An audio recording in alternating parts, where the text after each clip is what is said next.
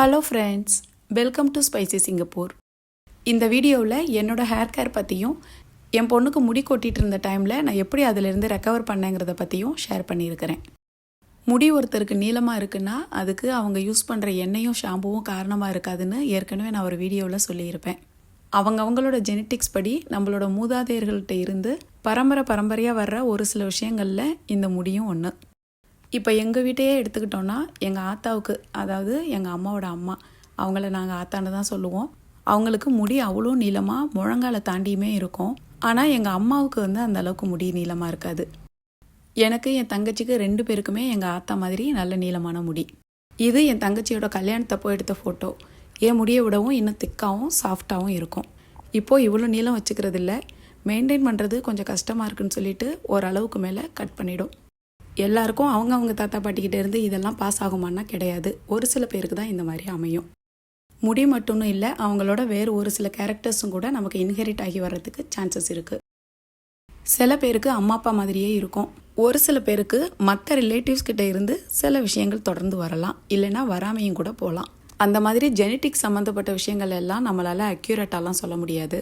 அதெல்லாம் நேச்சுரலாக அமைகிறது. இதெல்லாம் நான் எதுக்கு சொல்லிட்டு இருக்கேன்னா, என்னோடய ஷார்ட்ஸ் வீடியோவை இன்ஸ்டாகிராமில் பார்த்த ஒருத்தர் எங்கள் தாத்தாவுக்கு நிறையா முடி இருக்குது, ஆனால் எனக்கு அந்த மாதிரி இல்லையே அப்படின்னு கமெண்ட் பண்ணியிருந்தார். மேபி அவங்க ஃபன்னுக்காக கூட சொல்லியிருக்கலாம், ஆனால் உண்மையான ரீசன் இதுதான். ஏன் என்னைக்கும் முடிக்கும் சம்மந்தம் இல்லை அப்படின்னு சொல்ல வரேன்னா, எனக்கே அந்த எக்ஸ்பீரியன்ஸ் இருக்குது.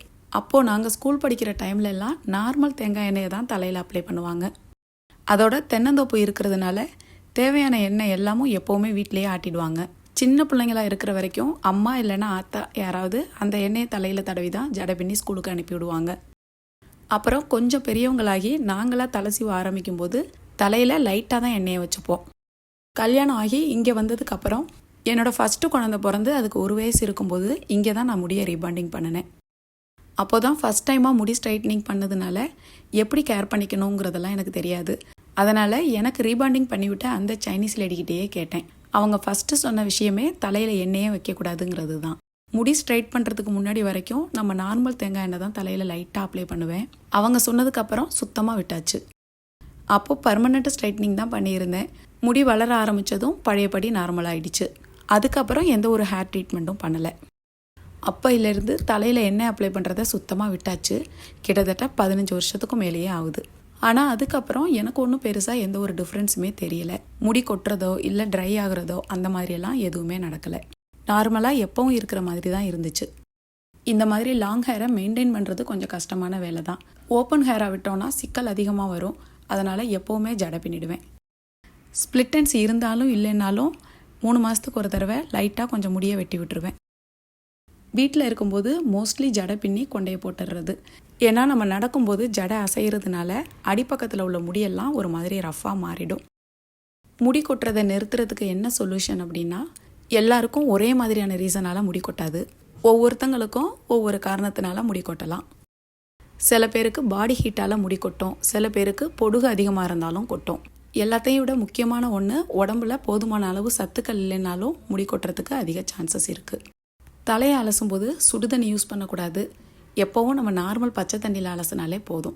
எவ்வளோ மழை பெஞ்சு கிளைமேட் ரொம்ப ஜில்லுன்னு இருந்தாலும் நான் சுடுதண்ணி யூஸ் பண்ணவே மாட்டேன். அதே மாதிரி தலை அலசினதுக்கு அப்புறம் முடியை வெயில்லையும் காய வைக்கக்கூடாது. நான் எப்போவும் இந்த மாதிரி வீட்டுக்கு வெளியில் இந்த இடத்துல நல்லா காற்று வரும், இங்கேயே காய வச்சிருவேன். அப்படி இல்லைன்னா ஃபேன் காற்றுல தான் காய வைக்கிறது. ஹேர் ட்ரையர்லாம் நான் யூஸ் பண்ண மாட்டேன். முடி கொட்டிக்கிட்டு இருக்கிறவங்க ஹேர் ட்ரையர் சுத்தமாகவே யூஸ் பண்ணாதீங்க. அப்படி ஏதாவது எமர்ஜென்சிக்கு யூஸ் பண்ண வேண்டி இருக்குது அப்படின்னா கூலிங் ஏர் வர்ற மாதிரியான ஆப்ஷன் உள்ள ட்ரையர் யூஸ் பண்ணுறது நல்லது. நான் எவ்வளவு எமர்ஜென்சியாக இருந்தாலும் ட்ரையர் யூஸ் பண்ண மாட்டேன். என் பொண்ணுக்கு மட்டும் காலைல சீக்கிரமாகவே ஸ்கூலுக்கு போகிறாங்கங்கிறதுனால எப்போவாவது ட்ரையர் யூஸ் பண்ணுறது உண்டு. அதுவும் கூல் ஏர் ஆப்ஷன் உள்ள ட்ரையர் தான் வச்சுருக்கோம். இங்கேயும் வெளியில எல்லாம் சில இடத்துக்கு போகும்போது கொண்டையோடையே போயிடுவேன். அதுதான் எனக்கு கம்ஃபர்டபுளாகவும் இருக்கும். எப்போவாவது முடி ரொம்ப சிக்கலாக இருக்குது, ட்ரையாக இருக்குது அப்படின்னா இந்த ஒரு ஆலிவ் ஆயில் மட்டும் கொஞ்சமாக அப்ளை பண்ணிப்பேன். இதுலேயும் லைட் பியூட்டின்னு இருக்கும், அதுதான் யூஸ் பண்ணுறது. ஏன்னா இது நம்ம தலையில் அப்ளை பண்ணணுன்னா உடனே ட்ரை ஆகிடும். அப்புறம் இந்த ஒரு ஆர்கன் ஆயிலை பிள்ளைங்களுக்கு யூஸ் பண்ணுறதுக்காக வாங்கி வச்சுருக்கேன். இதோட கன்சிஸ்டன்சி ரொம்ப திக்காக இருக்கும். ஒரு தடவை யூஸ் பண்ணுறதுக்கு 2-3 சொட்டு எடுத்தாலே போதும். இந்த எண்ணெயை கையில் எடுக்கும்போது திக்காக இருக்கும், ஆனால் தலையில் அப்ளை பண்ணிட்டோன்னா நல்லா ஷைனிங்காக முடி ஒன்றோட ஒன்று ஒட்டாமல் இருக்கும். அதோட ஃப்ராக்ரன்ஸும் சூப்பராக இருக்கும். என் பையனுக்கு பொண்ணுக்கு 2 பேருக்குமே ஸ்கூல் போகும்போது முடி பார்க்குறதுக்கு கொஞ்சம் டல்லாக இருக்குன்னா இதில் கொஞ்சம் அப்ளை பண்ணி விடுவேன். இந்த ஆயிலெல்லாம் ரெக்கமெண்டேஷன்லாம் எதுவும் கிடையாது, வேணுங்கிறவங்க கடையில் வாங்கி யூஸ் பண்ணிக்கலாம். அவ்வளவுதான், வேறு எந்த ஒரு ஸ்பெஷல் ஹேர் ஆயிலும் நாங்கள் யூஸ் பண்ணுறதில்ல. ஒரு சில பேர் முடி கொஞ்சம் நீளமாக இருந்துட்டால் போதும், உடனே காசு கொடுத்து கடையில் தேங்காய் எண்ணெயை வாங்கி அதில் கொஞ்சம் மூலிகையை சேர்த்து காய்ச்சி உடனே ஒரு ஸ்பெஷல் ஹேர் ஆயில்னு சேல் பண்ண ஆரம்பிச்சிடுறாங்க. அதையே நம்பிக்கையோடு ஒரு சில பேர் வாங்கி யூஸ் பண்ண தான் செய்கிறாங்க. முடி இருக்கிறவங்களும் விற்கிறாங்க, இல்லாதவங்களும் விற்கிறாங்க. இப்போல்லாம் அது ஒரு பிஸ்னஸாகவே மாறிடுச்சு. முடி கொட்டுதுன்னா எந்த காரணத்தினால கொட்டுதுன்னு தெரிஞ்சுக்கிட்டு அதுக்கேற்ற மாதிரி ட்ரீட்மெண்ட் பண்ணிக்கிறது தான் நல்லது. அதை விட்டுட்டு இந்த மாதிரியான ஹேர் ஆயிலெல்லாம் வாங்கி யூஸ் பண்ணால் முடி அதிகமாக தான் கொட்டும். நான் ஏற்கனவே சொன்ன மாதிரி என் பொண்ணுக்கு போன வருஷத்தில் ஒரு தடவை திடீர்னு முடி நல்லாவே கொட்ட ஆரம்பிச்சிருச்சு. எனக்கெல்லாம் அந்த டைமில் ரொம்பவே ஷாக் ஆகிடுச்சு. என்ன பண்ணுறதுன்னு ஒன்றுமே புரியலை. ஏன்னா நார்மலாக தலை செய்யும் போது ஒரு 10 முடி வரைக்குமே கொட்டும். அவளுக்கு திடீர்னு பார்த்தா ஒரு நாளைக்கு கிட்டத்தட்ட ஒரு 50 முடிக்கு மேலேயே கொட்டிக்கிட்டு இருந்துச்சு. அந்த டைமில் அவளுமே ரொம்ப பயந்துட்டா. நான் ஃப்ரெண்ட்ஸ்கிட்டலாம் இதை பற்றி பேசிகிட்டு இருக்கும்போது அவங்களும் இந்த சலூனில் விற்கிற ஒரு சில ஹேர் ஆயில் எல்லாமும் எனக்கு சஜஸ்ட் பண்ணாங்க. ஆனால் நான் எந்த ஒரு ஹேர் ஆயிலோ ஷாம்புவோ வாங்கவே இல்லை. அதெல்லாம் முடி கொட்டுறதை தடுத்து நிறுத்தாதுன்னு எனக்கு நல்லாவே தெரியும். அடுத்து நான் என்ன பண்ணேன்னா அவளை கூட்டிகிட்டு நேராக பாலிகிளினிக் தான் போனேன். அங்கே உள்ள டாக்டர் தலையை செக் பண்ணாங்க. முடி கொத்து கொத்தாக கொட்டுதா இல்லை தலையில் ஏதாவது பேச்சஸ் இருக்கா அப்படின்னலாம் செக் பண்ணி பார்த்தாங்க. அந்த அளவுக்கு சிவியராலாம் இல்லை, நார்மலாக நம்ம தலையை சீவும்போது ஒரு 50 முடிக்கு மேலேயே கொட்டுது அப்படின்னு தான் சொன்னோம். வேறு எந்த காரணத்தினால முடி கொட்டுதுன்னு தெரிஞ்சுக்கிறதுக்காக டாக்டர் என் பொண்ணுக்கு பிளட் டெஸ்ட் தான் பண்ண சொல்லியிருந்தாரு. பிளட் டெஸ்ட்டை பார்த்ததுக்கப்புறம் தான் தெரிஞ்சிச்சு அவளுக்கு உடம்புல அயன் ரொம்ப கம்மியாக இருக்குது அப்படின்ட்டு. ஏன்னா எக்ஸாம் டைம்ங்கிறதுனால சரியாக சாப்பிடாமல் தூங்காமல் அந்த மாதிரி ஒரு டெஃபிஷியன்சி ஆயிடுச்சு. அவர் ஒரு சைனீஸ் டாக்டர் தான். இப்போ இருக்கிற டீனேஜ் பசங்களுக்கு இந்த மாதிரி முடி கொட்டுறது ஒரு காமனான விஷயமா ஆயிடுச்சு அப்படின்னும் சொன்னார். அன்னைக்கு கிளினிக்கில் என்னோட இன்னொரு ஃப்ரெண்டையும் பார்த்தேன். அவங்க பொண்ணுக்கும் என் பொண்ணோட ஏஜ் தான். அந்த பொண்ணுக்கும் இதே மாதிரி தான் முடி கொட்டிருக்கு. அவங்களும் டாக்டர் தான் வந்து பார்த்துருக்காங்க. பிளட் டெஸ்ட் எடுத்து பார்த்ததில் அந்த பொண்ணுக்கு விட்டமின்ஸ் ரொம்ப கம்மியாக இருந்துச்சுன்னு சொன்னாங்க. இங்கே உள்ள டாக்டர்ஸ் எல்லாம் எந்த ஒரு பிரச்சனையாக இருந்தாலும் அவ்வளோ சீக்கிரமாக மருந்து மாத்திரையெல்லாம் கொடுக்க மாட்டாங்க. அன்னைக்கு என் பொண்ணுக்கும் எந்த ஒரு மெடிசனும் கொடுக்கல, அயன் ரிச் உள்ள ஃபுட்டெல்லாம் எடுத்துக்க சொல்லியிருந்தாங்க. இங்கே உள்ள டாக்டர்ஸ் எல்லாம் அட்வைஸ் பண்ணுறது என்னென்னா தினமுமே ஒரு சின்ன போர்ஷன் அளவு, அதாவது நம்ம பாம் சைஸில் ரெட் மீட் எடுத்துக்க சொல்கிறாங்க. ரெட் மீட்டில் நம்ம மட்டன் மட்டும்தான் சாப்பிடுவோம், அதுவும் தினமும் எல்லாம் சமைக்கவும் மாட்டோம். அப்படி தினமும் எடுத்துக்கலைனாலும் வாரத்துக்கு 2 நாளாவது கொடுக்க சொன்னாங்க. சைனீஸோட ஃபுட் ஸ்டைலெல்லாம் வேறு மாதிரி இருக்கும், நம்மளோடது வேறு மாதிரி இருக்கும். நம்ம சமைக்கிறதுலையே விட்டமின்ஸ், அயன், ப்ரோட்டீன்லாம் உள்ள மாதிரியான ஃபுட்டெல்லாம் எடுத்துக்க சொல்லியிருந்தாங்க. நான் வாரத்துக்கு 1 நாள் தான் மட்டன் சமைப்பேன். மற்ற நாள்லெல்லாம் சிக்கன், மீன், முட்டை அந்த மாதிரி எல்லாத்துலேயும் கொஞ்சம் மாடரேட்டான ஃபுட்டு தான் கொடுத்தேன். ரெட் மீட்டுக்கு அடுத்து டாக்டர் சொன்னது என்னென்னா இந்த மாதிரி க்ரீன் வெஜிடபிள்ஸ் தான் ஒரு நாளைக்கு 100 கிராமாவது எடுத்துக்க சொல்லியிருந்தாங்க. நான் தினமும் கொடுக்கல, ஒரு நாள் விட்டு ஒரு நாள் பிள்ளைங்களுக்கு என்ன மாதிரி பிடிக்குதோ அந்த கீரையெல்லாம் சமைச்சு கொடுத்தேன். ப்ரொக்கோலி என் பொண்ணு சாப்பிடுவா, ஆனால் என் பையன் தான் சாப்பிட மாட்டான்.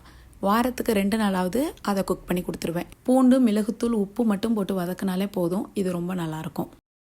அடுத்து நான் சாப்பாட்டில் அதிகமாக அடிக்கடி சேர்க்கக்கூடிய ஒன்றுன்னா அது கருவேப்பிலை தான். பிள்ளைங்க சாப்பிட்றதுல எந்தெந்த ஃபுட்லெல்லாம் இதை சேர்க்க முடியுமோ அதிலெல்லாம் இதை அதிகமாகவே சேர்த்துருவேன். இந்த மாதிரி இட்லி பொடியிலையும் அதிகமாக சேர்ப்பேன், கருவேப்பிலை பொடியும் தனியாக வச்சுருக்கேன். என்னோடய பிள்ளைங்க 2 பேருக்குமே இட்லி தோசையெல்லாம் சாப்பிடும்போது மற்றதை விட தக்காளி சட்னி தான் ரொம்ப பிடிக்கும்.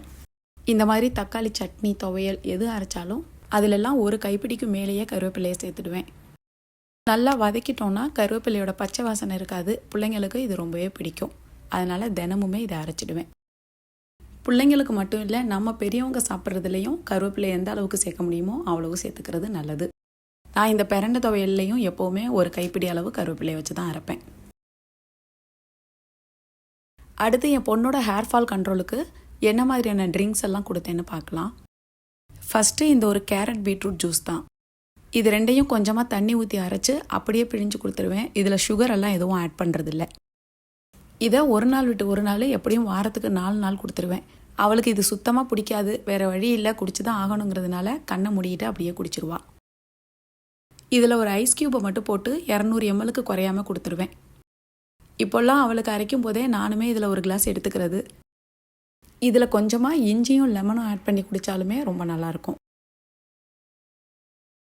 அப்பப்போ இந்த மாதிரி பீட்ரூட் கேரட் பொரியலும் செஞ்சு கொடுத்துருவேன்.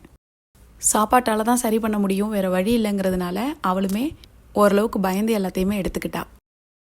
வாரத்தில் மற்ற 3 நாளைக்கும் இந்த ஒரு மாதுளம்பழ ஜூஸை ரெடி பண்ணிடுறது.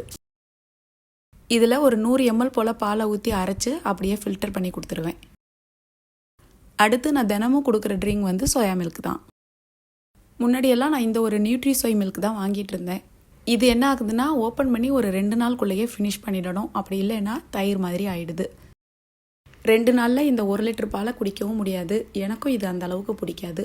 அதனால் இப்போல்லாம் என்ன செய்கிறதுனா சோயா மில்க் வந்து நான் வீட்டிலேயே ப்ரிப்பேர் பண்ணிடுறேன்.